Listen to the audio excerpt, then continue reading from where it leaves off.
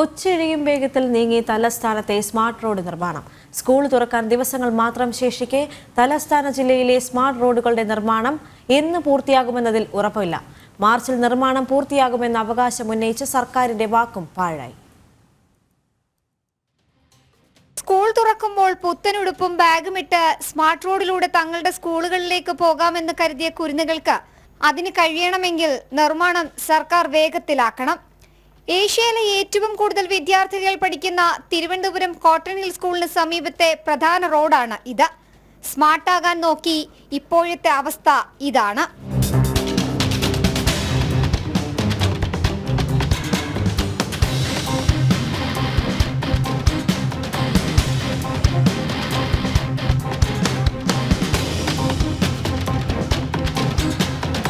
മാസങ്ങളായി ഇങ്ങനെ പൊട്ടിപ്പൊളിഞ്ഞ് കിടക്കുകയാണ്. പേരിന് JCBയും ഹിറ്റാച്ചിയും ഒക്കെ കാഴ്ചക്കാരായി ഇവിടെയുണ്ട്. നിർമ്മാണം എങ്ങനെ ഇഴയുന്നുവെന്ന് ഇവിടെ കാണാം.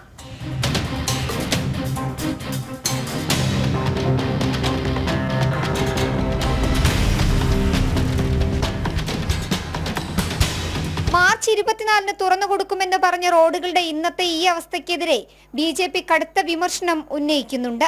പൊങ്കാല അടുക്കുന്നു, നമ്മുടെ റോഡുകളെല്ലാം പൊട്ടിപ്പൊളിഞ്ഞു കിടക്കുന്നു. ഏറ്റവും കൂടുതൽ ജനങ്ങൾ വന്നു ചേരുന്ന പ്രദേശമാണ്. പണി തീർക്കണം എന്ന് പറഞ്ഞു.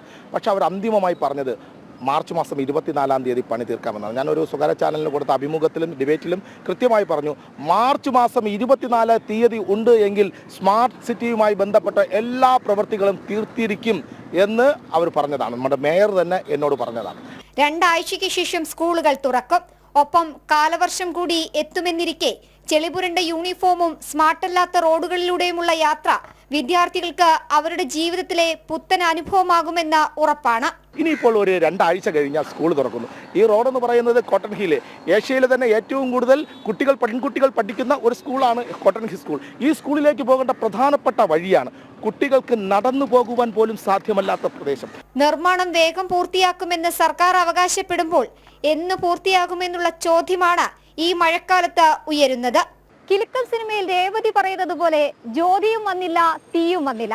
അതേപോലെയാണ് തലസ്ഥാന നഗരത്തിൽ പ്രഖ്യാപിച്ച സ്മാർട്ട് സിറ്റി റോഡുകൾ. സ്മാർട്ടുമായില്ല, റോഡിട്ട് തോടുമാകുന്ന അവസ്ഥ.